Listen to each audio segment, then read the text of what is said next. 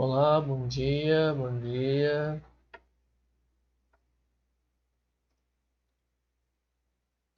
Bom dia, professor. Tudo bom?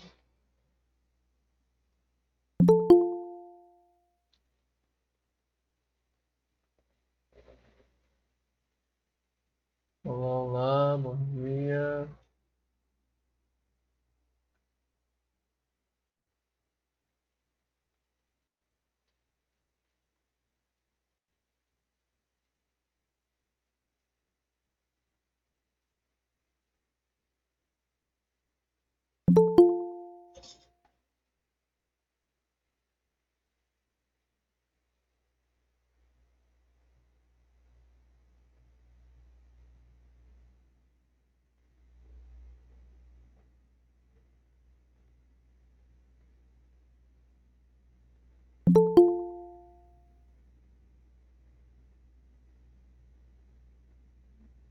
Olá, bom dia, bom dia.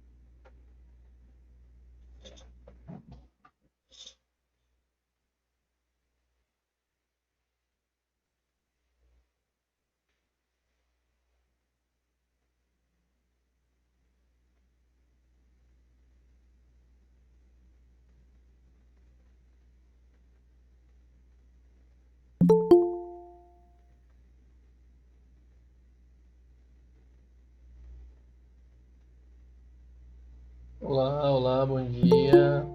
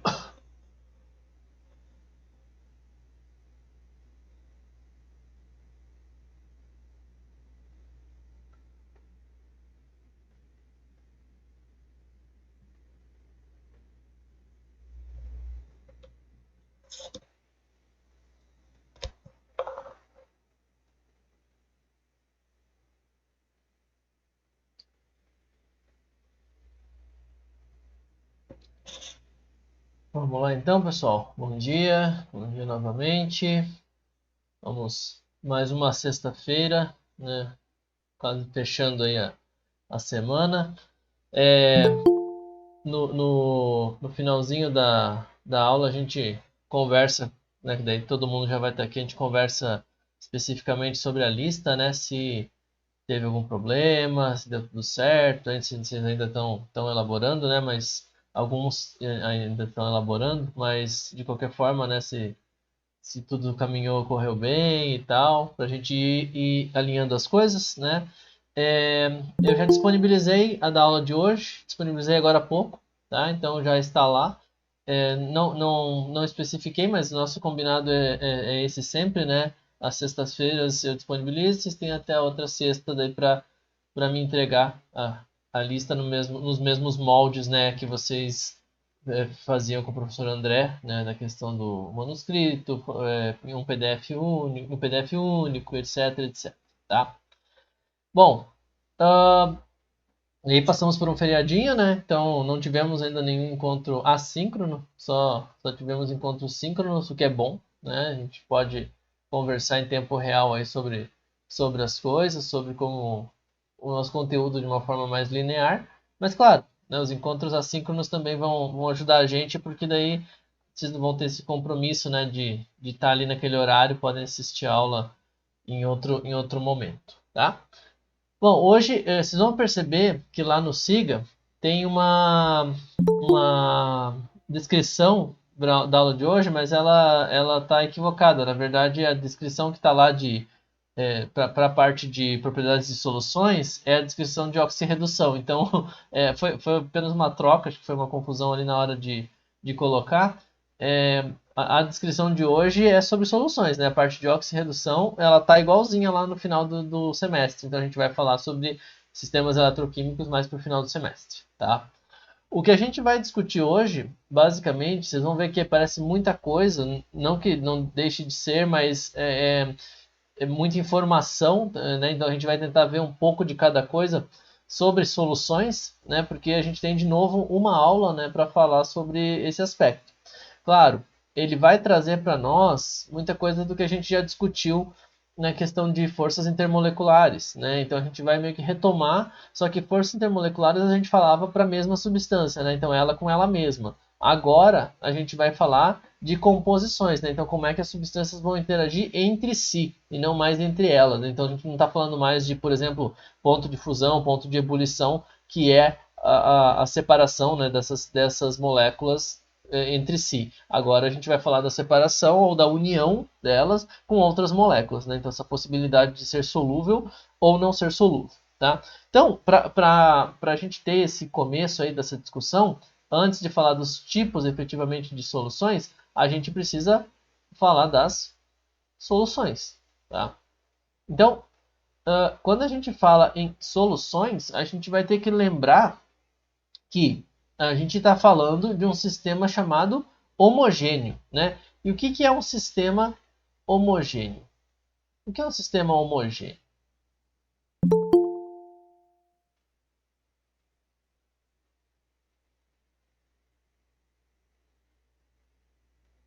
Um sistema igual? A terminologia parte daí, né? Então, o homogêneo, né, vem do igual, do homo, né? E quando a gente fala de um sistema homogêneo, significa basicamente que a gente não vai conseguir diferenciar, né, nenhum dos componentes, mesmo que a gente tenha um olhar microscópico sobre ele. Então, mesmo que a gente coloque ele num equipamento, né, um microscópio, vamos chamar, mas, por exemplo, algo que nos permita uma visão ampliada, né, desse nosso sistema. Então, é uma composição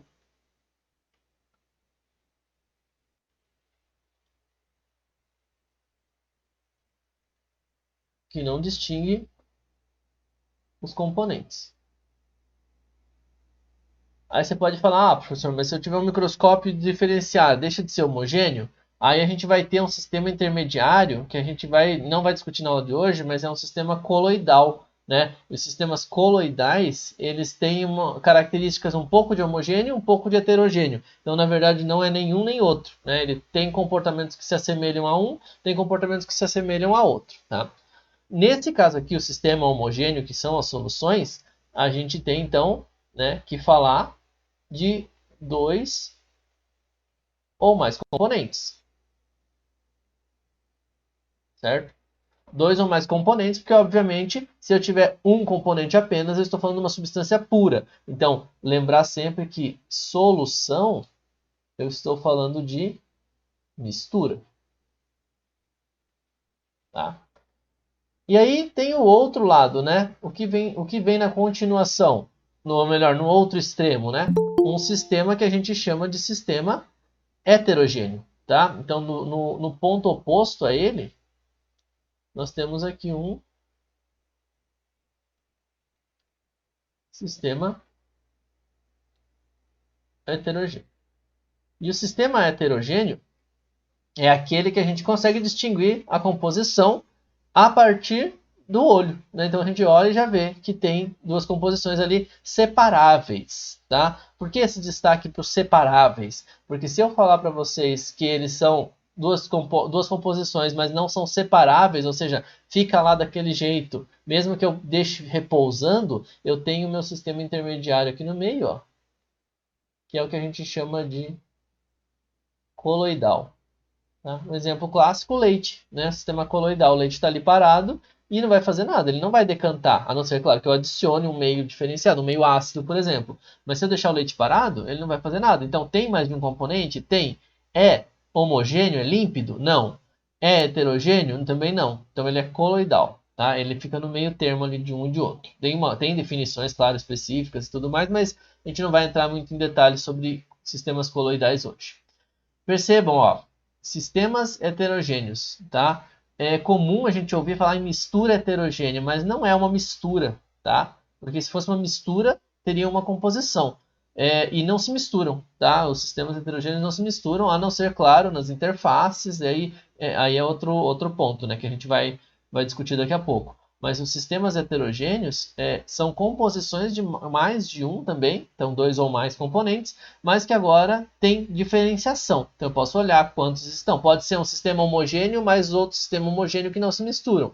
No geral, eles formam um sistema heterogêneo, tá? Então não pensem sempre na forma mais simples, né?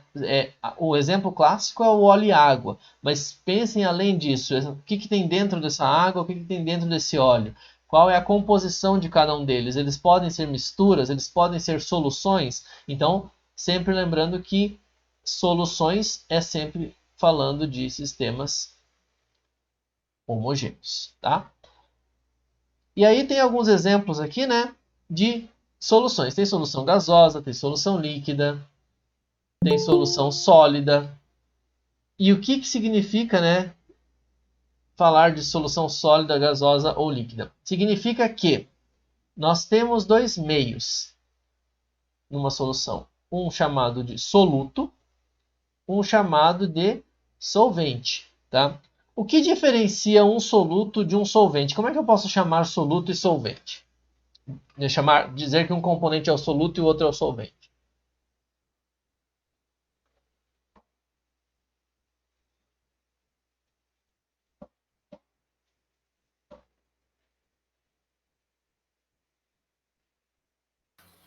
O que está em maior quantidade é o solvente. Isso, justamente pela quantidade, né? Então, o componente em maior quantidade, ou a substância em maior quantidade, né, é o solvente. Opa.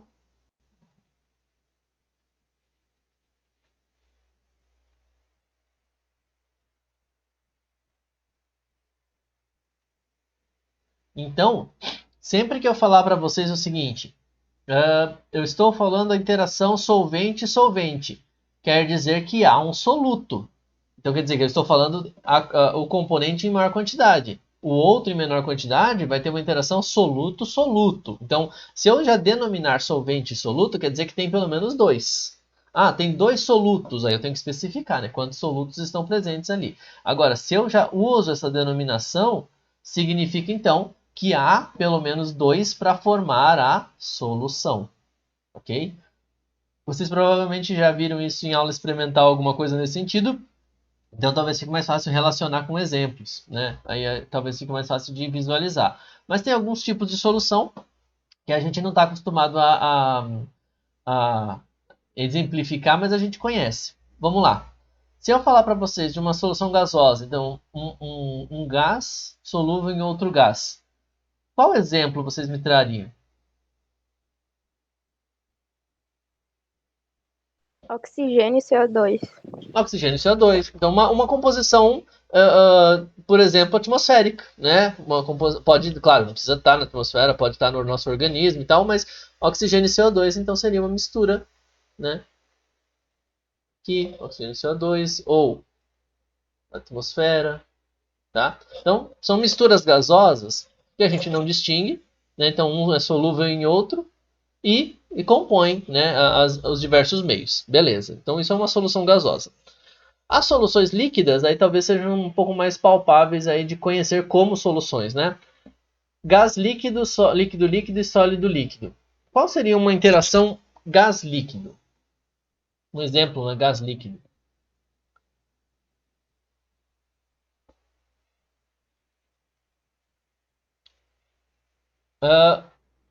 O ácido clorídrico, ele na verdade ele já é uma solução, né?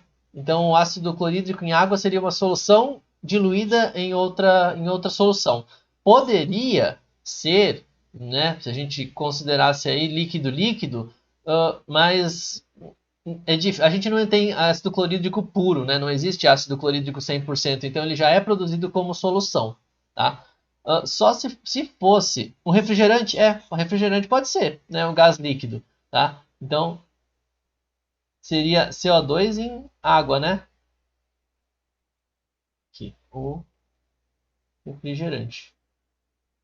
Pode ser, tá? As bebidas refrigerantes, então, são soluções gás líquido, tá? O líquido poderia ser o ácido clorídrico em água se fosse uma substância pura. Agora, é muito difícil a gente ter. Mas, analogamente a isso, a gente pode falar que existem outros, né? Por exemplo, ácido sulfúrico em água. Aí sim, o ácido sulfúrico ele é puro, né? E tem água pura. Então, líquido em líquido, dá para fazer uma solução. Etanol em água também tem etanol, né? Puro. Então, todas essas substâncias que são passíveis de serem obtidas como líquidos puros, elas podem ser misturadas. Então, vamos colocar aqui, né, um ácido em água de uma forma genérica, ou o álcool em água,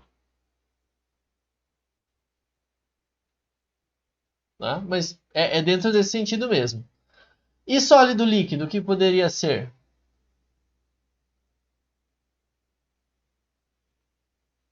Cloreto de sódio e água, né? É um exemplo que a gente costuma usar, né, rotineiramente. Então,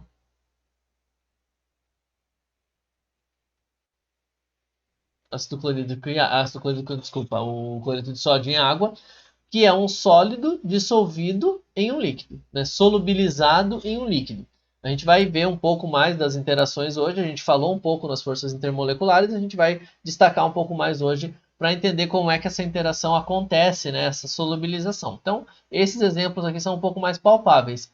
E sólido, o que poderia ser? Agora eu mudei, né, a fase de solvente. Então, solvente sólido, o que poderia ser uma solução sólida? Latão é uma liga metálica, né? Então, a maioria das ligas são soluções, né? Soluções sólidas com percentuais de quê? De ferro, carbono, outros metais, né? Então, de uma forma geral, dá para pôr como as ligas metálicas aqui. Ó, latão, por exemplo, como vocês colocaram. Tá?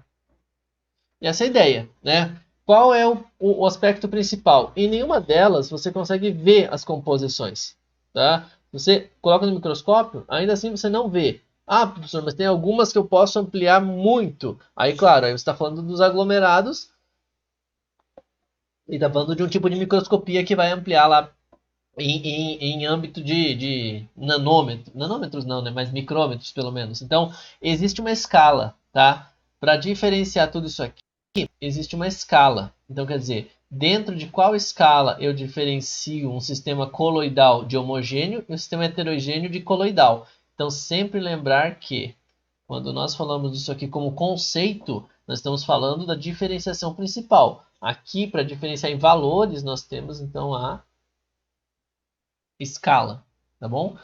Não esqueçam, né? Quando a gente fala uma observação atômica, atômico é angstrom, né? 10 a menos 10 ali para a gente ter uma observação que não é nem observação, né? É indireto. Quando a gente fala em nanômetro, já é algo maior, então aumentei em 10 vezes, né? Nanômetro, nanotecnologia, nanociência, já é muito maior que o átomo sozinho, tem uma quantidade muito grande de átomos. Micrômetros, aí já é muito mais, aí já se torna palpável de várias instrumentações. Então, cuidar sempre com essas grandezas, ter noção da grandeza, né? Do que eu estou falando, né? Nunca estou falando de milímetro, milímetro é pequeno nas dimensões que a gente usa, mas para a dimensão atômica é muito grande, tá? Então, só para ter essa ideia aí de como mensurar as coisas, tá? Bom, e aí a gente vai partir, na verdade vai partir não, né? Mas vai iniciar uma discussão que é a questão de, para fazer uma mistura ou para preparar uma solução, a gente precisa analisar o fator de espontaneidade. Espontaneidade, basicamente, é o quê? É o fator que permite que alguma coisa aconteça naturalmente. E o que é acontecer naturalmente? É acontecer sem interferência externa, né? Eu não preciso interferir, favorecer aquilo para acontecer. Aquilo é espontâneo, então é natural, entre aspas, tá? Então acontece naturalmente, ou seja, acontece como eu esperaria, sem precisar de uma influência. Por exemplo, aqui eu tenho dois gases separados por um anteparo. Alguma coisa separou esses dois gases. Então eu tenho dois gases puros, oxigênio e argônio. Quando eu tiro essa divisão, eles se misturam espontaneamente. E eles se misturam espontaneamente formando uma mistura homogênea, né? Uma solução. Aí eu pergunto para vocês, né? Claro, a gente vai discutir futuramente esses termos, mas vamos tentar trazer agora como um exemplo, né? Ou uma justificativa para tudo isso. Afinal, as soluções têm que acontecer por algum motivo. Essas soluções acontecem, essas misturas acontecem de forma espontânea. Pergunto para vocês, o que justifica essa espontaneidade? Por que é que quando eu tirei ó, essa divisão, esse anteparo aqui, ó, para ir para a segunda imagem, por que quando eu tirei eles não ficaram os gases separadinhos? Por que eles se misturaram? Qual foi o fator que favoreceu isso? Alguém sabe? Alguém tem uma ideia? Alguém tem uma proposta? Atração entre os elétrons? Não necessariamente, porque alguns gases, por exemplo, o argônio, né, estão estáveis, né? Então não vão se sentir atraídos, né, por nenhum fator. Se fosse uma questão de atração, poderia haver, né, igual a gente comentou lá no início nas forças intermoleculares, poderia haver um balanço de força de atração, mas ao mesmo tempo há uma força de repulsão também. Né? Os elétrons estão lá livres, então a gente tem um contrabalanço, forças de atração e repulsão, então elas não são predominantes para que haja efetivamente essa mistura. Eles poderiam se atrair e repelir ali dentro deles mesmos e manter separado, oxigênio e argônio. O que justifica essa mistura, essa aleatoriedade que eles vão adquirir depois de unidos?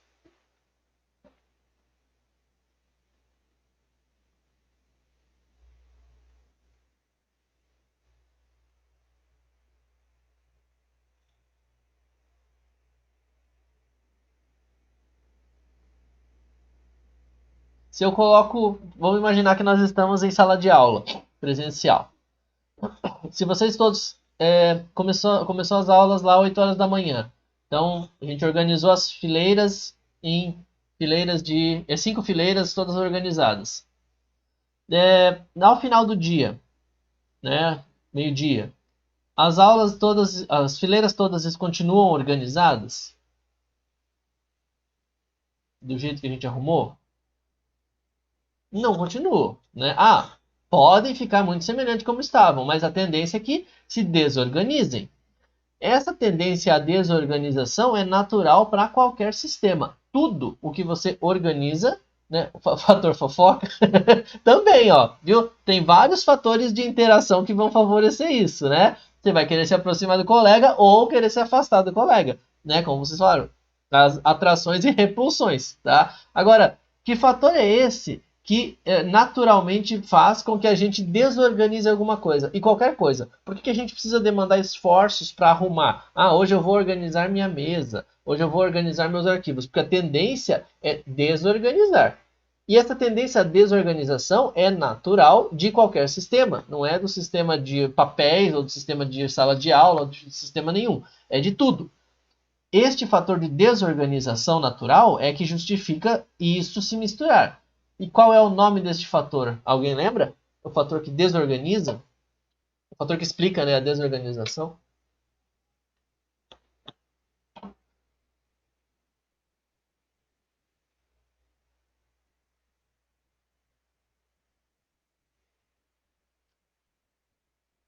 Este fator é a entropia.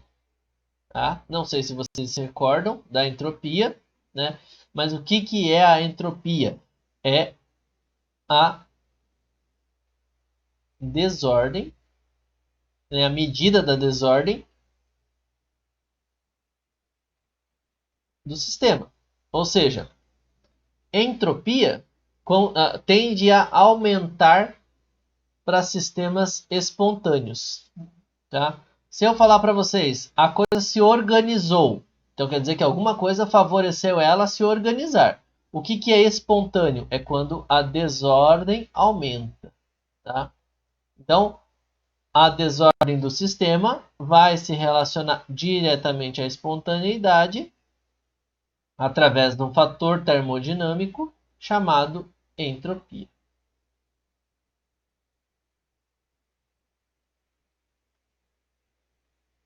E isso vai explicar para nós muitos dos fatores, né? Muita coisa que a gente vai discutir na aula de hoje em questão de interações, por que elas ocorrem, por que não fica do jeito que estava e tal, é este fator que vai justificar. A gente não vai entrar em cálculos, nem em trabalhos mais detalhados de entropia agora, mas o importante é que vocês saibam que a simbologia para entropia é o S, tá? Por quê? Porque vocês vão ouvir muito falar de sistemas químicos e falando, o delta S, a entropia, e aí vocês associam diretamente a desordem, né? Então, quer dizer, vai desorganizar? Tendência a ser espontâneo, então a tendência é acontecer daquela forma como ele está desenhado ou representado, tá? Por que falar disso? Porque a gente vai precisar justamente entender cada uma das interações que a gente falou na semana passada, na quarta-feira, de forma a comparar agora as forças intermoleculares que a gente especificava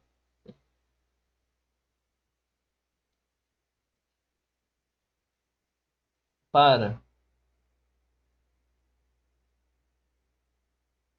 a mesma molécula. Agora a gente vai falar para moléculas diferentes. Por quê? Porque a gente está falando efetivamente de uma solução. Tá? Então a gente está tentando entender o que favorece ou não uma mistura de acontecer. Nesse exemplo, o fator das características dos gases de tomar forma do recipiente e volume também influencia, né? Exatamente.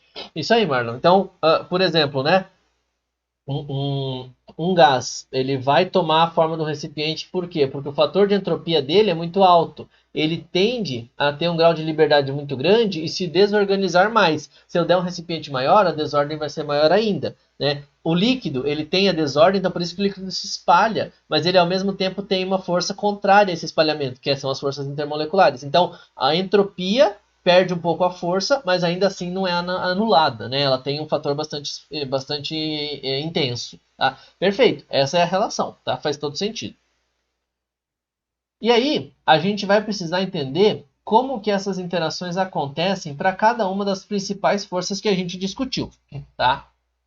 Das forças intermoleculares, a gente vai retomar na ordem que a gente viu, da mais fraca, né, que são as forças de dispersão, indo para os dipolos que existem nas moléculas e chegando nas mais fortes, que são a ligação de hidrogênio. Depois a gente explicita as soluções, né, formadas, por exemplo, de sólido líquido, que são os íons dipolo, certo? Bom, como a gente explicava a relação de ponto de fusão e ponto de ebulição com forças de dispersão? Através da existência de dipolos momentâneos. Tá? E aí, uma coisa que precisa ficar claro é, o que eram os dipolos momentâneos? Eram aquelas movimentações de elétrons, né, que ocorriam num determinado momento. Quer dizer, né, quando eu representava lá para vocês os orbitais, né, quer dizer, o elétron está em algum lugar em determinado momento. Chega um momento onde os elétrons estão num lugar favorável à repulsão. Chega em outro momento, eles estão favoráveis a serem atraídos pelo outro núcleo, né, pelo núcleo vizinho. Então, essa atração entre cargas é momentânea. Por isso, a gente tem geralmente para estruturas desse tipo aqui, ó, hidrocarbonetos, né, a possibilidade de interação, né, já que não há outro tipo de força intermolecular predominante nessa classe de compostos. Claro, como eu comentei com vocês, a forma como ele se desenha influencia? Influencia. A forma como ele está arranjado influencia? Influencia. Mas, no geral, a força que rege são os dipolos momentâneos. Tá? Por isso, por exemplo, que eu consigo solubilizar heptano e pentano, né? Então, hidrocarboneto com 7 carbonos e hidrocarboneto com 5. Hidrocarbonetos, né, com cadeias mais longas, eles são mais solúveis, então, nessas fases aqui, porque justamente fazem esse tipo de interação. Tá? Então, a gente consegue, né, ter uma mistura ali hidrocarbônica, por exemplo, as composições de solventes para tintas, né,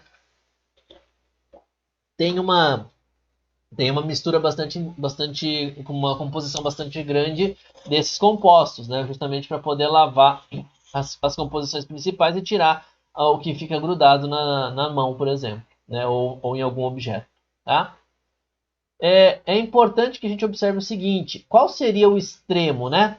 Aqui só existem forças intermoleculares fracas, então só forças de dispersão. E aí eu vou pensar no seguinte: imagina lá, ó, eu tenho um copo. Nesse copo eu tenho um sistema aquoso, então vamos imaginar água, e um sistema oleoso, né? Então, né, um hidrocarboneto aqui. Vamos colocar um hidrocarboneto. Pronto. A pergunta que eu faço para vocês é: eles se misturam ou não?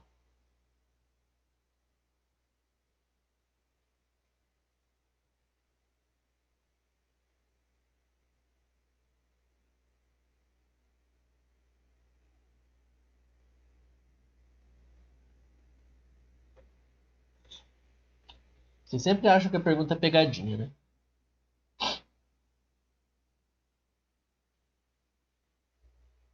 Né? No visual, realmente, eles não vão se misturar, né? Então, é a que a gente tenta ver, a ideia que a gente tem, né, do aplicável, né? Se a gente coloca, eles não vão se misturar. Agora, o fato deles não se misturarem não significa que eles não podem interagir. Então, a primeira coisa é, isso aqui, ó, no meio, nessa linhazinha aqui, né? Vamos misturar aqui as duas cores para ficar mais claro.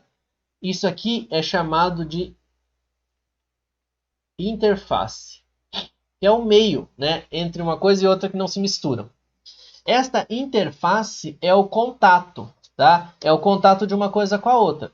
Se existe um contato, pode haver alguma interação, tá? Então, nessa interface existe uma interação. Então, eu não posso falar, por exemplo, o que está no óleo está lá para sempre, o que está na água está ali para sempre. Não, existe uma interação. Por quê?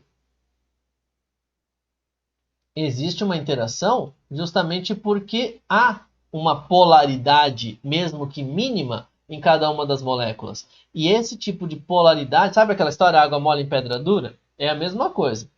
Essa mínima polaridade faz com que algumas pequenas gotículas, né, ou pouquíssimas moléculas vão de uma fase para outra. Mas isso influencia? Depende do teu objetivo. Se você falar, por exemplo, em química orgânica, vocês vão lá para fazer um experimento em química orgânica, você quer essa fase geralmente de cima, tem o hidrocarboneto. Essa fase não pode ter água. Então, algumas moléculas de água vieram para cá. Como isso? Por algumas interações que são possíveis.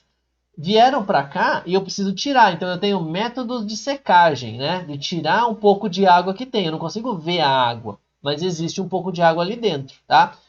Mas eu poderia passar o óleo para a água também? Poderia. Tanto é que existem reações químicas que ocorrem só na interface, tá? Então você vai ver sistemas onde são reações de interface. O que são reações de interface? São reações que vão ocorrer em sistemas que não se misturam e bem no meio entre uma e outra. E são reações super conhecidas. O pessoal usa para produzir mesmo moléculas, para estudar essas moléculas, tá? Então não é uma exceção, não. Tem gente que trabalha com química de interface, né? A química que acontece nesse meio. Então não tenham a ideia de que simplesmente só por serem de polaridades muito distintas ou de interações muito distintas, nada acontece entre eles, muito pelo contrário, acontece, tá? Só estou dizendo para vocês que a afinidade entre forças intermoleculares semelhantes é muito maior e, consequentemente, claro, a gente vai preparar soluções. Tudo que acontece em solução é muito mais efetivo. Agora, claro, existem condições, catalisadores e tudo mais, né? Então, essa ideia de reações de interface é interessante, né? Porque parece que nada pode acontecer porque só pelos sistemas não se misturarem. Muito pelo contrário, pode acontecer, né? E, claro, a gente pode fazê-lo se misturar, mas aí a gente precisa mudar a composição. Então, por exemplo, a gente vai usar lá química de detergente, né? Que tem as fases mais polares e menos polares. Mas daí eu mudei a composição, eu não tenho mais o óleo e a água, eu tenho agora uma mistura ali de um sal, né? Então é uma reação, é uma transformação, tá? Beleza? Mas claro, né, gente, são ideias ainda superficiais da coisa, a gente pode aprofundar o que não for falado na disciplina depois, se vocês quiserem, vocês me pedem, a gente discute alguns materiais e tudo mais, né? Mas só para vocês entenderem ou pelo menos conhecerem, né, que isso existe. Pulando um pouco para as forças um pouquinho mais intensas, a gente tem aqui dipolo de polo. E quando a gente fala em dipolo de polo, a gente tem que lembrar sempre que quando a gente explicita como dipolo, quer dizer que essa existência de dois polos já existe na molécula e não é num momento ou em outro, é a todo momento. Então é um dipolo que é decorrente da alta diferença de eletronegatividade. Agora que a gente já conhece, né, a simbologia, dá para deixar assim. Alta diferença de eletronegatividade. Por que alta diferença de eletronegatividade? Porque a maioria dos átomos entre si tem uma diferença de eletronegatividade. Por exemplo, para hidrogênio e carbono é tão pequena que quando a gente vai comparar, só gera um dipolo em alguns momentos. Tá? Por isso que é um dipolo momentâneo. Aqui a gente vai ter um dipolo decorrente desse tipo desse tipo de ligação. Tá? Por exemplo, né, ali em cima a gente tem a acetona. Acetona, C-O. E a gente tem deixa eu ver, o cloroforme? Cloroforme, tá? Cloroforme tem cloro e carbono. O que acontece, né, nessas interações? Vamos lembrar? Não precisa nem de valores por enquanto. Ó. O oxigênio é muito mais eletronegativo. Se ele é muito mais eletronegativo, significa que os elétrons estão mais em volta dele do que em volta do carbono, gerando para nós uma densidade de carga mais positiva para o carbono e mais negativa para o oxigênio. Negativo é elétron, né, onde estão os elétrons. Para aqui, para o clorofórmio, mesma coisa. Quem é mais eletronegativo? É o cloro. Então ele vai trazer os elétrons mais próximos de si do que do carbono. Consequentemente, aqui vai ser o nosso delta menos, aqui vai ser o nosso delta mais. Observem, como estão aqui, seriam forças de repulsão, menos com menos. Agora, eu conseguiria falar, por exemplo, que há a possibilidade de interagir dessa forma, tá? O oxigênio da carbonila, então esse oxigênio aqui, delta menos, e este carbono aqui, delta mais. Então, eu consigo interagir. Só que agora não vai depender de um momento ou de outro. Sempre eles têm essa densidade de carga. Então, é por isso que a interação nestes casos aqui é mais forte. Percebam, ó, no desenho ele está mostrando isso. Esse desenho aqui é um vetor, né? Vocês devem conhecer já. É um vetor resultante, quer dizer, a polaridade, né, a carga negativa está concentrada para o oxigênio. Aqui está concentrada para os cloros, né? Então o carbono aqui, o hidrogênio, na verdade, aqui, ele está com pouca densidade de carga. Então também eu tenho uma densidade voltada aqui para o cloro, né? Vetor, força resultante, eu imagino que para vocês seja uma coisa que vocês já viram, mas se não viram, né, ou se não lembram, peçam que a gente retoma, tá? Importante lembrar que são duas moléculas distintas e não são moléculas simplesmente com os sítios polares. O que eu quero dizer com isso? Que não é só isso aqui, ó. Não é só isso aqui que interage, tá? A acetona, por exemplo, vai ter o quê? Vamos pegar e extrapolar um pouco só para dar ideia. Carbono, dupla, oxigênio, carbono, carbono, hidrogênio, hidrogênio, hidrogênio. Beleza. Olha só, a gente está discutindo este pedaço aqui, ó. Tá? Olha quanta coisa tem em volta. Ou seja, para nós é importante observar que as moléculas são cada vez mais complexas, ou seja, elas vão aumentando, elas vão tendo um pedaço que é mais polar, um pedaço que é menos polar. Ah, professor, mas é só ter então um pedaço polar que ela vai interagir com a outra. Não, ela precisa ter um pedaço polar para interagir e um pedaço que seja facilmente acessado, tá? Se eu começo a colocar um monte de coisa dentro dessa molécula, imagina, lá no meio ela tem um átomo que tem uma densidade alta de elétrons, mas como é que esse outro átomo vai chegar lá? Essa outra molécula vai chegar lá? É muito difícil. Então não significa só por ela ser polar ou apolar, ou polar, muito polar e pouco polar, que ela vai ser solúvel ou não solúvel, tá? Então a gente vai ter que sempre analisar a estrutura, que é o que a gente vai fazer mais pro final da aula no exercício, tá bom? Mas é olhar a estrutura como um todo. E talvez das interações intermoleculares como é que posso dizer, a mais forte, né, que a gente tem, ligação de hidrogênio. E aí a gente já exercitou bastante, né, a questão de ligação de hidrogênio.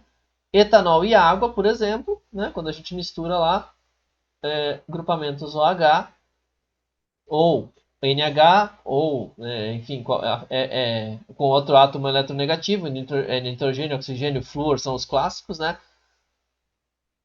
Quando a gente tem esse tipo de interação aqui, tá? Então, o etanol aqui, ó, vou colocar os dois carbonídeos. Tá? São interações, mas são interações que são fortes porque caracterizam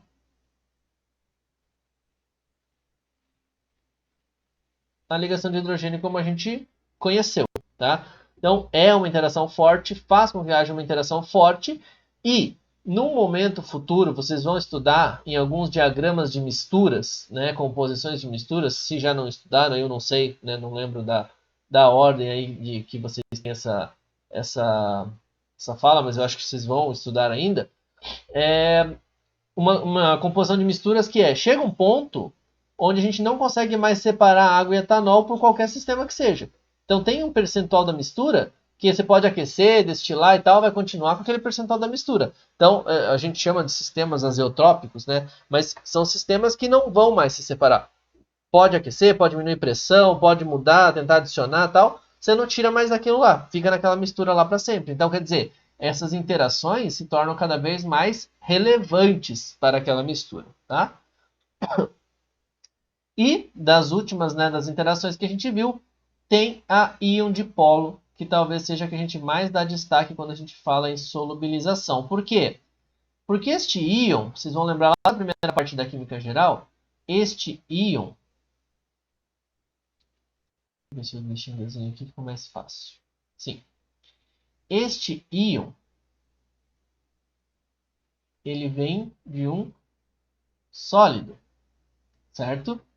Se ele vem de um sólido, consequentemente, a solvatação, que é a interação íon-dipolo, é no preparo de uma solução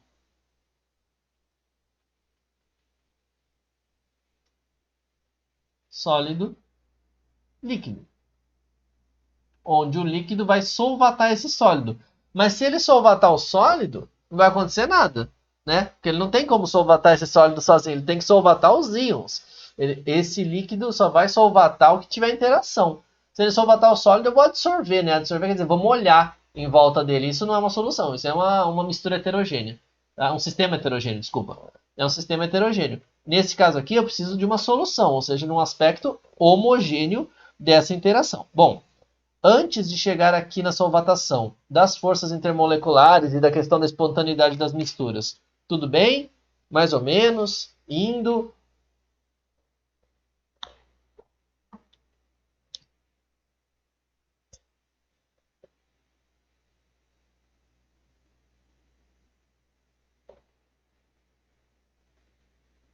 Tá ok?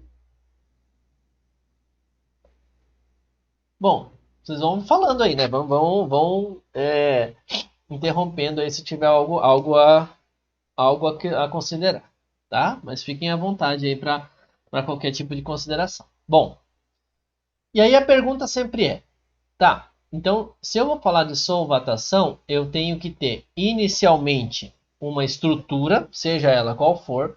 Essa estrutura vai entrar em contato com um líquido para formar essa solução. E eu preciso, obviamente, que essa solução tenha uma justificativa para permanecer como está, né? Então, ó, aqui é o exemplo com as imagens que fica muito mais fácil da gente trabalhar do que eu tentar desenhar aqui para vocês. Isso aqui é o cristal de cloreto de sódio em água, tá? O que é o cristal de cloreto de sódio em água?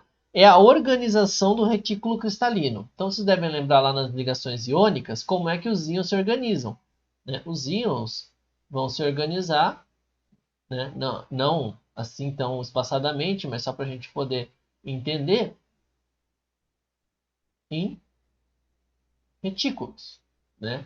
Quer dizer, por isso que a gente tem os cristais iônicos lá, possíveis de serem cristalizados no sentido de pureza, né? Eu posso ter lá os cristais bonitinhos, bem formados, tem as formas, né, das laterais deles e tudo mais. Eu posso desenhar ali aquelas formas bonitinhas dos sais que a gente vê, né? Ah, parece um diamante, parece um hexágono, parece não sei o quê. Então, por quê? Se organizam dentro desses retículos, tá? Aí eu vou colocar eles em água. Bom, se eu colocar em água e nada acontecer, significa que nada é favorável. O que eu vou precisar é que esta água favoreça a desformação, né? Mesmo não estou no correto termo, mas desformação, quer dizer, a desorganização deste retículo. E agora, o que vai acontecer é que eu tenho cada um destes íons, vou colocar como A e B, cada vez mais afastados. Conforme eles vão ficando afastados, eu vou colocando água em todos os espaços. Por quê? Porque é justamente este o efeito que permite que eu forme uma solução a partir de um sólido iônico, tá? Quando acontece isso aqui, tanto para um lado quanto para o outro, a gente tem o que a gente já viu, né? Que é o efeito de solvatação. Então, olha só, a gente tem os íons chamados de íons hidratados, né? Então, aqui, ó, a água envolvendo o cloreto, a água envolvendo o sódio, o íon sódio, tá?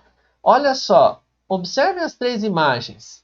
No começo o sólido estava organizado, depois o sólido foi sendo desfeito pelas interações de solvatação e depois todos os íons estão hidratados. Qual é o fator que justifica a solubilização do cloreto de sódio em água? O que aconteceu daqui para cá?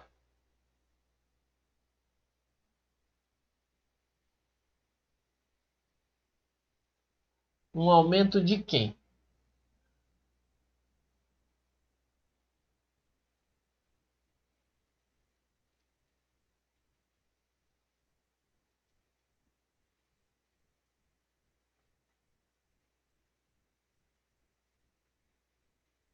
Ó, se a gente olhar a imagem aqui, né? Ele estava organizado, foi sendo... Superfície de contato? Oi? A superfície de contato? Na verdade, a superfície aqui no começo ela é bem maior, né? Porque a gente está colocando o sal, né? O que acontece, conforme eu vou desorganizando, pode acontecer de ter um aumento, tá? Mas só pela superfície, se ele não fosse interagir, se ele não tivesse propiciado a interagir, ela não ajudaria. Vamos imaginar, se eu pego uma barra metálica com alta superfície de contato e coloco em água, ela não vai solubilizar essa barra metálica, né? Então, a superfície do sal solúvel vai ajudar. Agora, o que faz com que esse sal... O que justifica, né? É aquele fator de desordem. Então, é um aumento da entropia.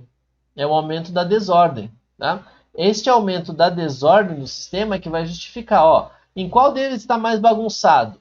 Quando eles estão hidratados. Ou seja, se eu coloco cloreto de sódio em água, eles vão se desorganizando até que eles ficam mais aleatórios. Quanto mais aleatório, melhor para o sistema, porque fica em menor energia. Não precisa gastar energia para ficar organizado. Tá? Então, quer dizer, a aleatoriedade aumenta e a solubilização vai ser favorecida. A solubilização vai aumentar. Tá? Importante destacar, né, que todos esses efeitos que a gente está comentando até agora, eles são tridimensionais. A gente mostra no plano, porque é o que dá para fazer aqui no papel, né, na tela. Agora, para frente e para trás dos íons também tem água. Então ele está solvatado, ele está envolvido. Tá? Então a gente não pode esquecer que essas interações íon de polo são decorrentes do envolvimento do íon pelo solvente. Tá? É aquela história. Enquanto tiver espaço, o solvente vai ficar em volta dele. Tá? Então, não pensem que é simplesmente, né, esse plano fica em volta nesse sentido. É em volta mesmo. Tá? Por isso que a gente fala que é solvatado. Fica em volta de tudo. Tá bom? É só importante mostrar para vocês o seguinte. A gente costuma representar... deixa eu representar como a gente costumaria colocar. Costuma representar o sal assim, tá? Dizendo que é cloreto de sódio sólido. Mas, na verdade, ele está dessa forma aqui. Tá? O que significa isso? Significa que ele está num retículo. Tá? Significa que ele está organizado dessa forma. Observem aqui na imagem, ó. Dá para ver no ampliado. Na verdade dá para ver como cores, ó. Os íons verde e roxo aqui, né, ó, o verde que é o cloreto e o sódio que é o roxo, não deixaram de existir. Eles não deixaram de ser íons. Por isso que é um sólido iônico, tá? Então, esta representação aqui é a representação do sólido iônico, tá? O que acontece depois? Vem a água e vai interagir através da polaridade com as partes específicas. E quando ela faz isso,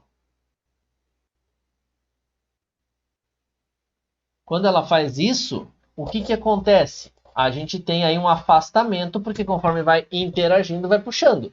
E vai puxando, por isso que demora para solubilizar, porque vai interagindo, vai envolvendo, vai solvatando. Vem as outras e ocupa um espaço que não tinha antes, agora tem. E vai a cada vez mais. Por isso, né, que a gente tem essa interação, esse envolvimento, a partir, claro, né, dos sítios específicos. Então, se eu falo lá, cloreto de cálcio, né,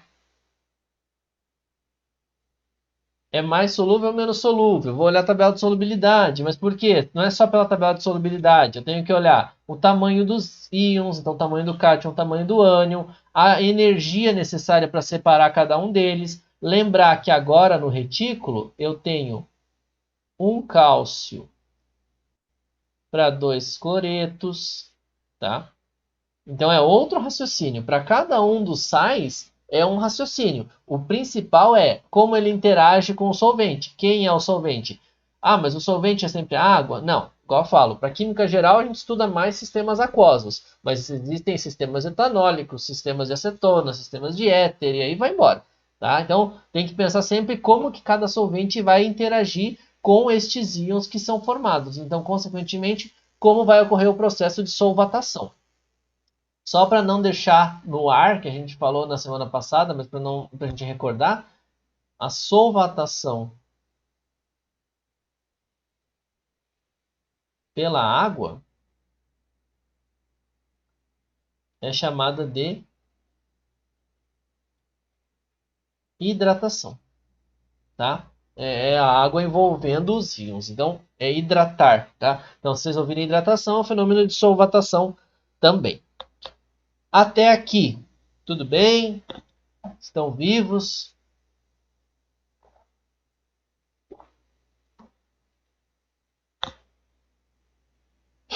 Sim? Gostei que foi um sim incisivo. Sim.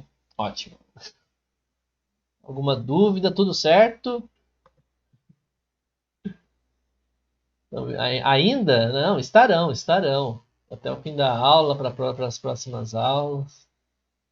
Fiquem tranquilos. Igual eu falei para vocês, tem algumas aulas que são mais conceituais, algumas são mais interativas de exercício, depende muito, tá? Vocês vão ver quando a gente chegar em cinética, por exemplo, acho que mais vocês vão trabalhar do que eu. Então, vai depender muito, tá? Mas, de qualquer forma, interrompam aí para a gente poder discutir, né, os pontos que ficaram em aberto. Bom, então vamos lá. Para a gente discutir fatores, né, de solubilidade, a gente tem que dar um salto das forças intermoleculares. De novo, lembra quando a gente falava de forças intermoleculares? A gente tinha interação entre a molécula e entre a molécula. Então, quer dizer, eu estava tratando as moléculas ou as substâncias de formas distintas. Falava lá, etanol com etanol. Etanol é líquido a 25 graus Celsius. Por que ele é líquido? Quais as interações? Quais as forças intermoleculares? O cloreto de cálcio é sólido a 25 graus Celsius? Por que ele é sólido? Quais são as interações que eles têm entre si? Não são interações, é uma ligação. Então se a gente falar de uma molécula que é sólida e tal, metais, algum metal pode ser líquido. E aí a gente vai discutindo dentro desse aspecto. Agora, para nós, é importante este fator aqui, ó. Interações solvente-soluto, tá? Então a gente está pulando das interações entre si, que são as interações solvente-solvente e soluto-soluto, e indo para as interações solvente-soluto. O que a gente vai observar aqui é o seguinte, que a gente tem interações não mais daquele jeito assim. Isso interage com isso. A gente vai ter que lembrar que uma molécula pode ser assim, outra molécula pode ser assim. Tá? E aí, só o fato de existir uma semelhança estrutural não vai necessariamente permitir que a gente conclua que há uma interação intermolecular. Por quê? Porque as moléculas precisam interagir entre os sítios. Então, ó, com a parte aqui externa, ela até consegue. Mas e essa parte aqui de dentro? Ó? Como que vai interagir? Tem moléculas que têm uma polaridade diferenciada da parte externa e da parte interna, mas a parte interna é tão distante ou tão inacessível que a gente não consegue fazer com que elas se misturem. Tá? Então, vocês vão ver muita representação assim. Uma cadeia hidrocarbônica, por exemplo. Ó, qualquer uma que seja aqui. Como que ela vai interagir? Ela vai interagir dessa forma, linearmente. Tá? Por quê? Porque a gente tem os sítios expostos. O que eu chamo de sítios? É quem vai interagir com o outro, né? Carbono-hidrogênio, carbono-carbono, carbono-oxigênio, oxigênio-cloro, por aí vai. Tá? Quem for interagir, vai interagir dessa forma. Então a gente precisa também ver a disposição das moléculas. Tá?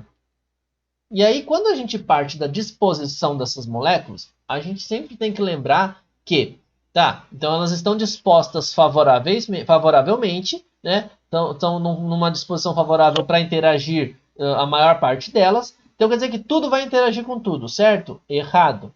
Porque aí a gente entra num ponto chamado equilíbrio. Tá? A gente vai discutir equilíbrio químico, mas aqui a gente vai discutir equilíbrio das soluções. O que é este equilíbrio das soluções? Não sei se dá para ver bem aí a imagem, mas eu dou uma ampliada aqui. Ó. Imagina, vamos sempre no clássico, cloreto de sódio, tá? Cloreto de sódio em água, misturei o sólido em água, então vai acontecer alguma coisa. Não é esse o nosso objetivo, isso aqui é só para mostrar a situação inicial.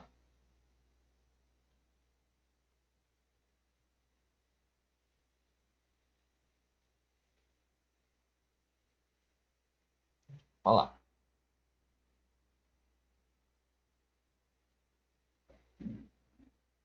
O que a gente está fazendo? Ampliando uma região. Tá? Vamos dar uma olhada ali por dentro o que acontece. qual é a tendência? Se ele estava organizado pelos fatores de entropia, de desordem do sistema, que a gente já discutiu, ele vai começar a dissolver, dissolubilizar, né? Solubilizar, na verdade, tá? Solubilizar. Então, ó, o processo de dissolução acontece numa intensidade bastante grande, né? Olha o tamanho da seta aqui, tá? O processo de dissolução acontece numa intensidade bastante grande. Agora, a gente tem sempre um retorno, porque a gente não pode esquecer que enquanto a gente está lá com a água puxando o cloreto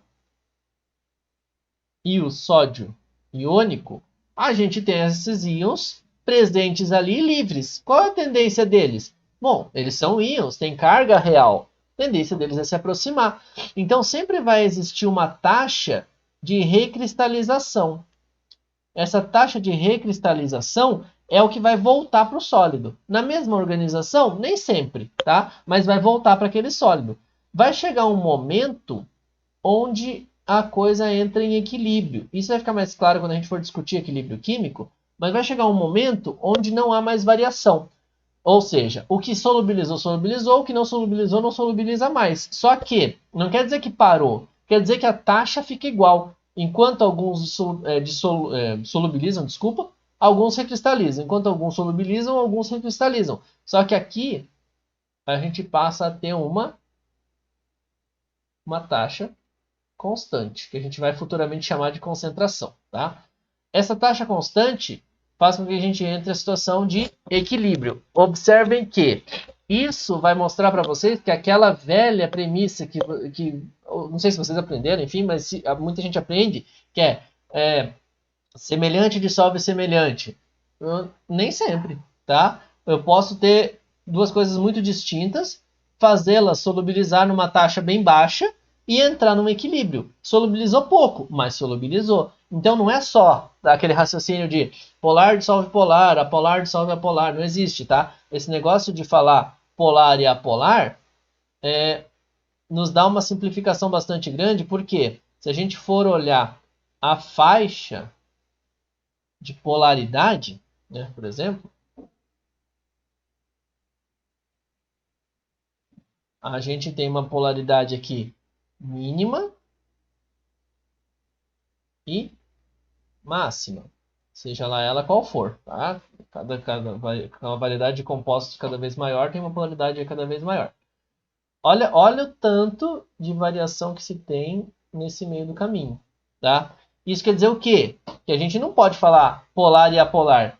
A gente vai ter que analisar a estrutura de cada molécula. Então não existe, tá? Falar, a molécula polar dissolve polar, apolar dissolve apolar e elas estão sempre nesses extremos. Mentira, tá? Elas estão em algum lugar aqui. A gente vai ter que analisar cada estrutura, cada componente dentro dessa molécula. Tá? Claro, a gente vai fazendo isso aos poucos, mas é bom que vocês não saiam com a ideia, né, de que existe essa necessidade aí de simplificação. Antes de falar dessa parte de variação de entalpia, né, que é a justificativa de por que as soluções se formam, vou aproveitar o gancho e vou chegar nessa relação estrutura-propriedade aqui para a gente já fazer um exercício e explorar o que a gente já está discutindo. Todos esses sítios de moléculas são exemplificados, por exemplo, é ótimo. São exemplificados nessa imagem, ó. A gente tem uma parte da molécula bastante polar, que é o oxigênio e hidrogênio, e uma parte da molécula que é considerada apolar ou pouco polar. O que eu quero dizer com isso? Que apesar da gente poder generalizar, existem os dois sítios possíveis na molécula. Agora, a gente vai ter que fazer um balanço. A gente vai ter que tentar analisar. Esta parte da molécula aqui, polar, ela é destacável? Ou seja, tem muito dela ou tem pouco? Tem pouco, né? Apenas esse grupo. Olha o tamanho do outro grupo rosa aqui. Tá? Quer dizer o quê? Que se eu for apostar numa interação, a interação vai ser maior com moléculas apolares ou pouco polares do que com moléculas polares, que a parte polar aqui é muito menor. Tá? Essa é uma vitamina. Agora, outra vitamina, a vitamina C, já é diferente. Ela tem 4 sítios, 4 partes bastante polares, que são decorrentes do OH, e uma parte que também é grande, que é menos polar. Ah, professor, mas essa parte que sobrou é apolar? Não, ela só é menos polar, porque olha aqui, ó, tem carbonila, tem carbono, oxigênio. Então percebam, a gente vai ter que analisar cada um dos fatores. Quem é que ganha, né, nessa história toda? Porque se a gente falar simplesmente, ah, é polar ou é apolar, a gente não vai conseguir identificar, por exemplo, em quais solventes essas moléculas são solúveis. Tá? De novo, não existe só água e hexano. Tá? Existe uma infinidade de solventes. E a gente pode brincar com isso para saber onde é solúvel e onde não é. Então a gente precisa entender quais são as interações de cada um dos solventes que a gente tem. Vamos tentar fazer isso na forma de um exercício. Tá? Acho que fica melhor. Então, qual é a ideia? Tem aqui 4 estruturas. Deixa eu ver se eu consigo reduzir a ponto só para vocês poderem enxergar todas elas. Isso, beleza. 4 estruturas aqui, tá? Dessas 4 estruturas, eu quero que vocês tentem me dizer quais são solúveis em água, quais são solúveis no meio hidrocarbônico ou gordura, né? Vamos chamar de gordura assim. Quer dizer, no organismo, quais seriam solúveis em meios aquosos, quais seriam solúveis em meios hidrofóbicos, tá? Gordura, lipídio e tudo mais, tá? Adiantando, a água é muito polar e as gorduras são meios pouco polares, tá? Então, analisem a estrutura e tentem chegar a uma conclusão que a gente já vai discutir isso. Então, vai lá. Acho que 5 minutinhos, 6 minutinhos, aí dá tempo de dar uma olhada geral. Aí a gente começa a discutir, pode ser?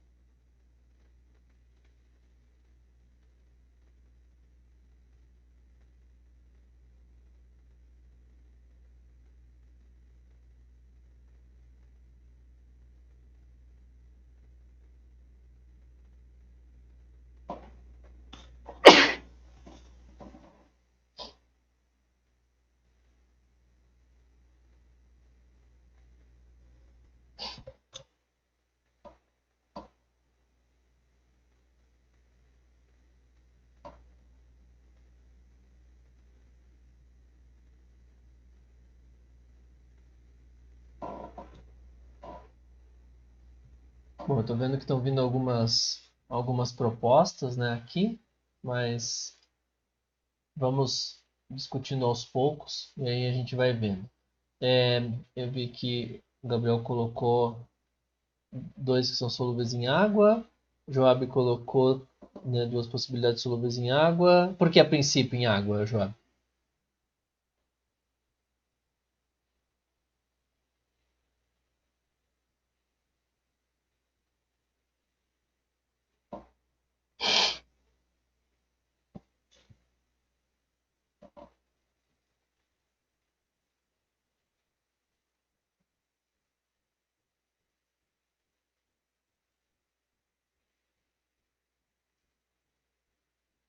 Meia afirmação?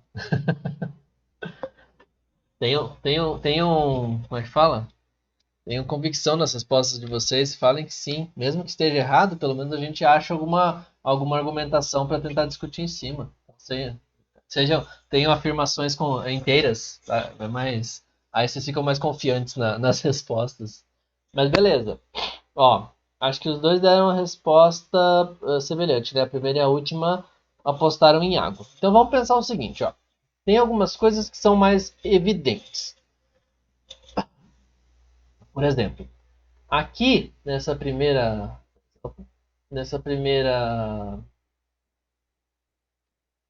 molécula, na vitamina C, a gente tem uma gama gigantesca de partes polares, né? Sítios delta com variação de delta, né? Então com o delta mais e o delta menos. Então a gente tem possibilidades aqui de ter, né? Por exemplo, aqui o delta menos, o delta mais, aqui um outro delta menos, aqui todos os OH que a gente conhece, né? Com delta menos e delta mais. Então a gente tem isso possibilitando uma grande interação com a molécula de água, né? Então que também tem o delta menos e o delta mais. Tá? Então, beleza. Opa, hoje está difícil. Hein? A probabilidade de vitamina C ser solúvel em água é bastante grande, no caso né, solúvel em água, tá? Justamente pelas diferenciações. O que é importante? A gente está fazendo um aspecto qualitativo, a gente está olhando para a molécula. O importante de tudo é olhar valores, né? Quais são os valores das interações, né? Quais são os valores das eletronegatividades e das diferenças de eletronegatividade. Então, para a gente entender se essa diferenciação efetivamente gera uma expressiva diferença de cargas, tá? Beleza. E a última molécula também, né? Foi uma colocação que vocês fizeram. Que poderia também ser solúvel em água. Ó, cheio de sítios, né, possíveis de gerar um polo. Né? Então, sítios com diferença de eletronegatividade bastante grande. OH, NH, que vocês já viram lá nos exercícios, a gente viu na aula passada também. E também, né, é uma vitamina que possibilita a interação com água. Tá? Então, a gente tem um meio solúvel em água também. Aí a gente chega num outro extremo, né? Quando a gente fala, por exemplo, de hidrocarbonetos. Ó, apesar de ter um monte de dupla ligação, tudo isso aqui é hidrocarboneto. Ou seja, só tem carbono e hidrogênio. Se só tem carbono e hidrogênio, não vai solubilizar num meio aquoso. Então vai solubilizar num meio hidrocarbônico. Qual? Não sei. Um meio de gordura lá, umas cadeias de gordura, por exemplo. Tá? Vamos brincar com elas. Pronto. Algo assim. Tá? Beleza, então a interação vai ser mais fraca, né, os dipolos momentâneos, mas a gente tem a possibilidade de interagir com meios lipossolúveis ou hidrofóbicos. Né? O que é isso? Lipossolúveis. São meios que permite solubilidade de gordura, né, então desse tipo de estrutura, ou hidrofóbicos.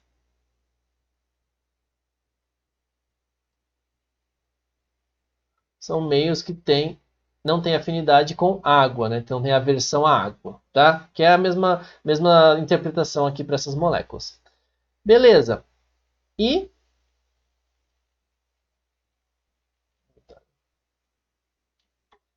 essa molécula aqui? Vocês falaram para mim que ela não é solúvel em água, mas ela não tem duas carbonilas aqui, ó?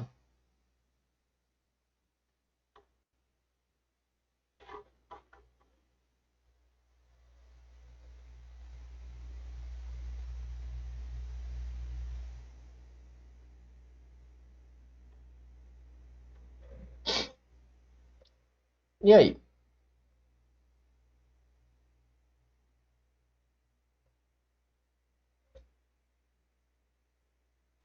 Sim, mas o acesso às demais componentes dessa molécula não é meio inacessível? Que nem o professor estava explicando Como anteriormente. assim? Não é meio complexo de acessar o restante da molécula para ela se desfazer completamente? Então, Para na, se ver, na, na, hidrolisar ver- completamente? então, na verdade, esse tipo de molécula aqui, ela não teria, né, num primeiro momento, se a gente olhar, vamos olhar ela de uma forma mais sem as representações principais, né? Vamos imaginar ela assim. Aqui, tá? Bem no esqueleto dela seria isso aqui, né? Tem as ligações duplas e tal, mas beleza. Ela seria uma molécula rígida. Ou seja, o que é rígido? Uma molécula formada por anéis, né? Então ela fica plana, né? Ó, perceba que não tem muita liberdade. Ela não pode, né? Se a gente desenhar uma molécula reta, por exemplo, aqui, ela pode ficar reta, ficar assim, ela pode ficar assim. Quer dizer, ela tem todas essas possibilidades de se rearranjar. Quando a molécula é mais restrita, ela tem esse formato aqui mantido na maior parte do tempo. Aí, uma possibilidade, então, seria algum lugar inacessível. Aqui, nesse caso, o que seria mais inacessível, talvez, fosse a parte interna. Mas, como é uma molécula plana, né, então imagina uma folha de papel, eu não preciso acessar pela lateral da molécula. Eu posso por cima ou por baixo da molécula. Tá? O que precisa ser acessível? Se essa parte aqui, que é a carbonila, for mais acessível, então a água vai ganhar. Se esse restante da molécula for mais acessível, então a gordura vai ganhar, né? A parte de lipossolúvel, vamos chamar assim, vai ganhar. Então, se eu dificultar o acesso ao restante da molécula, ela tem que ser solúvel em água, porque daí ela teria que interagir só pelas carbonilas. Agora, nesse caso aqui, é difícil mesmo a gente chegar a uma conclusão. Por quê? Porque os dois são praticamente semelhantes em acessibilidade. Agora, observe o seguinte: primeiro, em quantidade, eu tenho só duas carbonilas e um monte de carbono e hidrogênio. Então, pode ser que a parte de carbono e hidrogênio aqui e aqui seja vencedora, porque eu tenho maior quantidade. E outro ponto importante é, olha só, lembra que eu mostrei para vocês agora aqui? Deixa eu apagar esse pedacinho. Que essa parte ali é rígida, ou seja, é um anel que não se mexe tanto. Lá para cima, ó, na carbonila, eu tenho uma força que vai dar a polaridade para cima do oxigênio.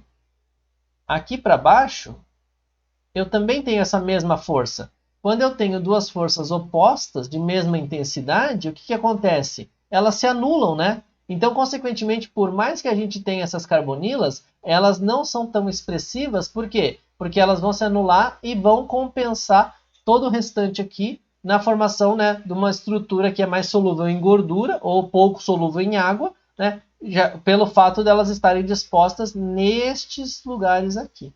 Tá? Então é só pela questão de onde elas estão. Sim, não, mais ou menos, dúvidas. Bom, as estruturas estão aqui, né, no aspecto geral.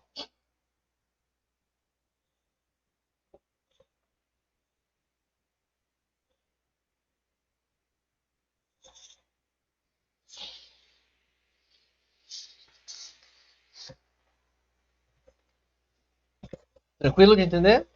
Entendeu? Ótimo. Então, bom, claro, vocês vão ter esse material, vão olhar de novo, né? Então, opa, Daí vocês vão olhar lá e ver se ficou claro ou não, para trazer as dúvidas aí que vocês vierem a ter. Bom, eu fui para lá para voltar por quê? Porque de tudo aquilo lá que a gente comentou, a gente tem que entender qual é a justificativa para as soluções se formarem, né? Então, o que a gente vai precisar entender aqui é o seguinte. Prof, desculpa Oi, interromper, mas só imagina, uma coisa. pode Lá falar. aquilo lá é um anel aromático, não é? Deixa eu voltar aqui. Aonde? Aqui? Aqui é um É. anel aromático. Aham, faltou uma dúvida. Ele poderia ser solúvel em álcool, então, também? Não necessariamente, porque o etanol, né? Quer ver? Eu vou aqui embaixo. O anel aromático ele tem uma polaridade que não é necessariamente da estrutura, é uma polaridade associada ao campo magnético. Mas, então, assim, dentre os hidrocarbonetos, então, vou colocar aqui alguns exemplos. Dentre os hidrocarbonetos, talvez ele seja o mais polar. Mas a polaridade do etanol, por exemplo, então vamos colocar aqui o etanol.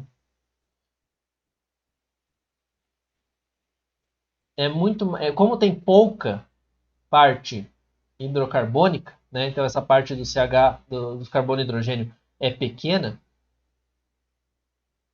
ainda assim quem ganha é a parte do OH, então é o oxigênio e hidrogênio. Então o etanol ele tem uma semelhança maior com água, né? Então ele é mais próximo da água do que dos hidrocarbonetos. O que poderia acontecer é a gente ter um álcool, por exemplo, com uma cadeia hidrocarbônica bastante grande, tá?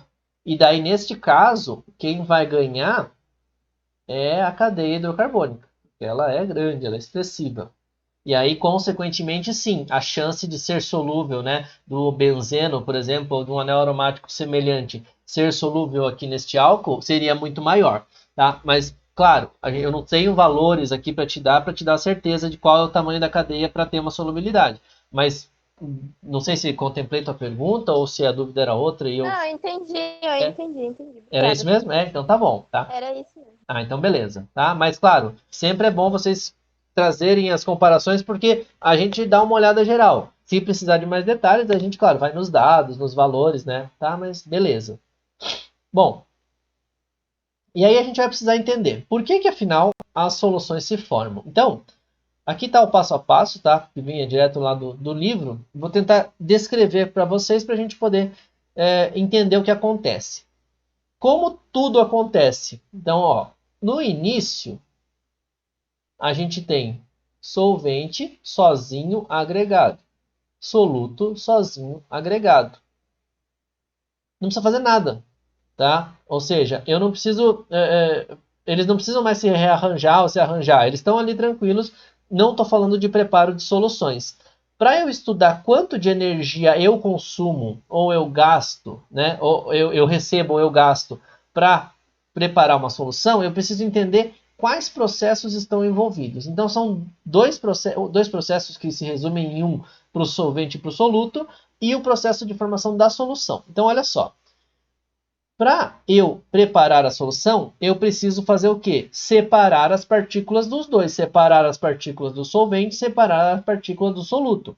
Só que para que eu vou separar? Para que eles possam interagir. Então, se eles já estavam confortáveis em uma energia, se eu vou separar, eu vou ter que aumentar essa energia. Eles não vão ficar confortáveis separados. Já estava organizadinho, bonitinho. Para que eu vou separar? Então, quer dizer, eu vou ter que saber quanto de energia eu gasto para que separe. Só que eu preciso saber quanto de energia eu gasto para separar as moléculas do soluto e quanto de energia eu gasto para separar as moléculas do solvente. Tá? Então, quer dizer, eu vou demandar uma quantidade de energia para separar o soluto, para separar o solvente. Ah, professor, eu tenho que fazer essas etapas separadamente? Não, isso é só um estudo teórico, para a gente entender quanto de energia, no final das contas, se gasta. Tá? Beleza, ó. Então eu tenho aqui os dois separados, percebam.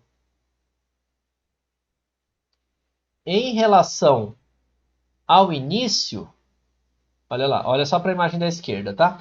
Em relação ao início, o que eu tenho? eu tenho, em relação ao início, eu tenho o quê? A partir do... Desculpa, gente. Celulares malucos aqui. Em relação ao início, eu tenho um nível de energia, o outro nível de energia, um outro nível de energia. Todos eles maiores. Quer dizer, eu gastei energia para... Eu precisei dar energia para o sistema para que ele separasse as moléculas do soluto e separasse as moléculas do solvente. Então, ó, em relação ao início, eu tenho aqui um final, entre aspas, porque não é o final ainda no nosso processo, com muito mais energia, com as moléculas separadas.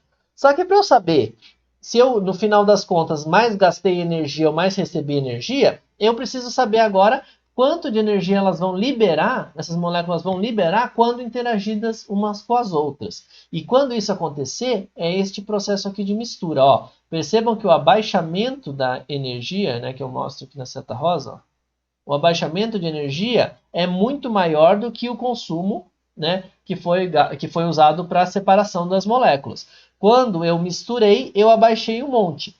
Quando eu abaixei um monte, eu passei do meu nível inicial aqui, ó. Tá vendo? Como eu passei, essa quantidade aqui a mais, que abaixou, é o processo líquido, quer dizer, é o que sobrou de energia. Então, na verdade, resumindo, eu passo do processo daqui para cá. Eu passo, né? Deixa eu representar em verde aqui. Eu passo daqui para cá. Eu pego o soluto e o solvente, misturo e preparo a solução. Só que para entender a energia, eu preciso entender a energia de cada um. Solvente separado, soluto separado, mistura dos dois. No final, eu tenho um processo líquido. E esse processo líquido aqui de abaixamento de energia mostrou que eu mais gastei energia, mais liberei energia do que recebi. Por isso que ele é chamado de exotérmico. Tá? Não vou, né, ficar batendo muito na tecla, mas para o contrário, seria semelhante.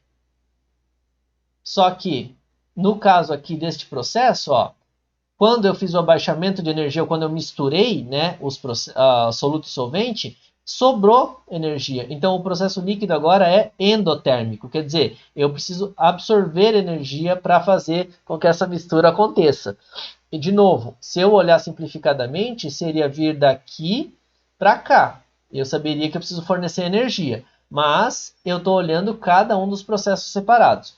Essas duas possibilidades aqui são as duas possibilidades que eu tenho para formar uma solução. Gastando energia, liberando energia, ou tendo que receber energia, aquecendo o sistema e tudo mais. Tá? São as formas de se obter uma solução a partir de soluto e solvente organizados, ou seja, na menor energia possível. Tá?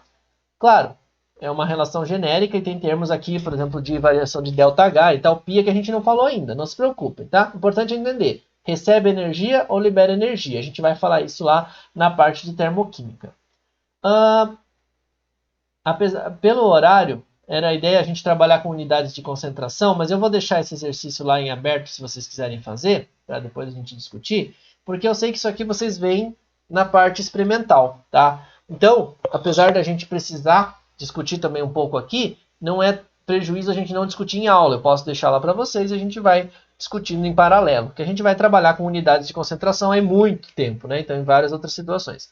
Importante para vocês que eu quero destacar aqui é esse termo molaridade, apesar de ser muito usado, não é tão atual, tá? Tem muita gente que usa, tá? Então não precisa ficar corrigindo as pessoas, mas saibam que não é um termo mais adequado na atual linguagem.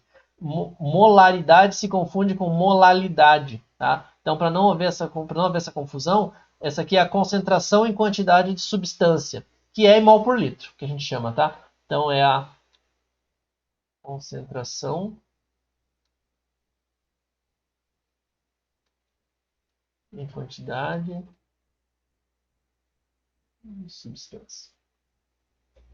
Só para vocês saberem, tá? E claro, né, tem todas as nuances de cada um deles, né, algumas que dependem da temperatura justamente por mudar o volume do recipiente, outras que são independentes da temperatura, porque a gente fala da massa e tal, mas isso daí não vem ao caso se a gente discutir agora, até porque eu sei que se eu começar essa discussão agora, vocês vão desistir da aula, porque dado o horário aqui, a gente vai atropelar a coisa e não é a nossa intenção.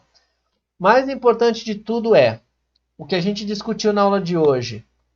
Ficou claro? Não ficou? Tem alguma dúvida?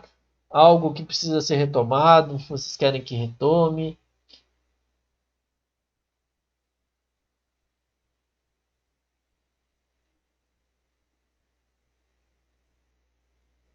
Deixa eu tirar aqui que daí eu vejo o osso também. Pronto. Nada por enquanto? Tá entendendo bem? Ótimo. Tranquilo? Então, beleza. Então, se está tranquilo, ótimo. Beleza. Então, ó, o seguinte. Tendo dúvidas, vocês me procurem. E claro, né, podem retomar assuntos de outras aulas, né, não tem essa restrição de ser daquela aula. As listas, sempre as dúvidas vão aparecer quando vocês forem fazer, né? Isso, né, quando vocês forem fazer os exercícios ali, vocês vão percebendo. Inclusive, vocês sei que vocês ainda estão resolvendo a lista, mas foi tranquila? Foi puxada? Como é que tá, mais ou menos? Tá dando para achar, tem algumas dúvidas, entendeu o que foi discutido em aula? Claro, né, gente? Não se restringam às listas, né? Se precisarem de mais coisas, professor, naquele ponto eu não consegui entender e tal. Posso pedir para vocês me procurar, para explicar 4? Qual que é a 4? Recorda aí para mim, por favor. Até eu achar que talvez eu demore mais. Ou não, né?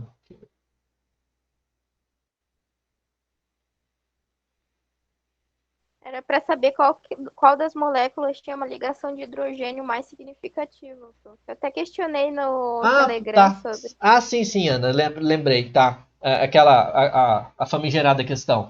Beleza. Ó, basicamente é o seguinte, a questão é, vocês têm que olhar os fatores de, primeiro, eletronegatividade, para saber se pode ter ou não algum tipo de interação de ligação de hidrogênio, então você já exclui ali quem não tem uma tão significativa e tal, e entendo as ligações de hidrogênio, vocês têm que fazer um balanço na estrutura da molécula. A molécula tem as ligações de hidrogênio competindo com quais outras possibilidades de interação? Se são interações do tipo dipolo ou dispersão e tal, essas outras interações são mais intensas ou menos intensas? Quer dizer, aonde é efetivamente que a ligação de hidrogênio é destaque, tá? Por exemplo, lembra que eu mostrei para vocês hoje? A vitamina ela tem uma parte polar e uma parte apolar, mas a parte apolar é tão grande que a parte polar fica ali e nem aparece, tá? Isso de novo. Se eu considerar que cada vez mais carbonos, né, ou cada vez mais partes pouco polares ficam mais intensas, então eu posso garantir que quanto mais eu tenho dessas partes, menos as ligações de hidrogênio são destacáveis, né? São proeminentes. Então, consequentemente, quem vai ganhar? Tá? E aí vocês vão analisar cada uma das moléculas para chegar a uma conclusão. Ah, professor, cheguei em 2, não tem como diferenciar. Explicita lá, escreve lá. Tá? Cheguei em 2, não tem como diferenciar por tais e tais motivos. De novo, uma coisa vocês vão ver que eu vou bater sempre. Se vocês justificarem, a gente discute. Se vocês só disserem uma ou outra, eu corrijo como certo ou errado. Tá? Então, justifiquem as coisas de vocês, coloquem as dúvidas de vocês, como vocês chegaram àquela conclusão. Tá? Vocês fizeram um caminho, explicitem aquele caminho. Tá bom? Mais alguma dúvida?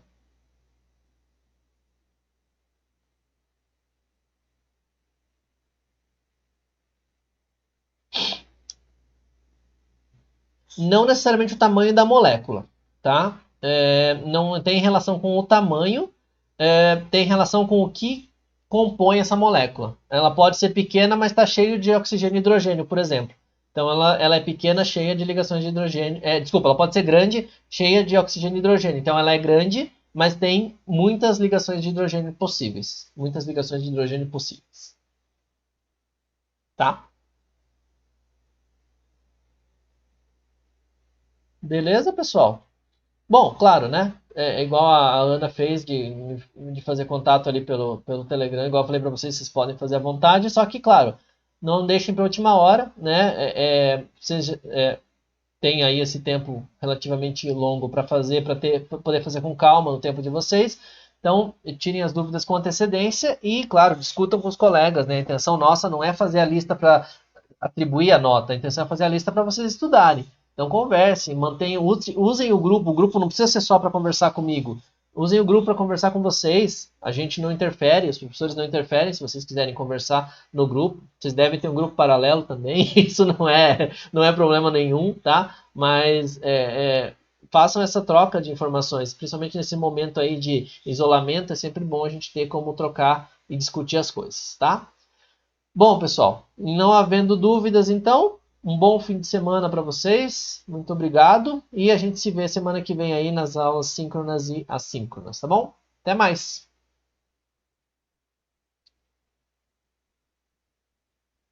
Valeu, eu que agradeço. Bom fim de semana, gente. Valeu. Tchau, tchau. Até. Tchau, prof. Tchau. Até. Obrigado, eu que agradeço. Valeu, gente. Até mais.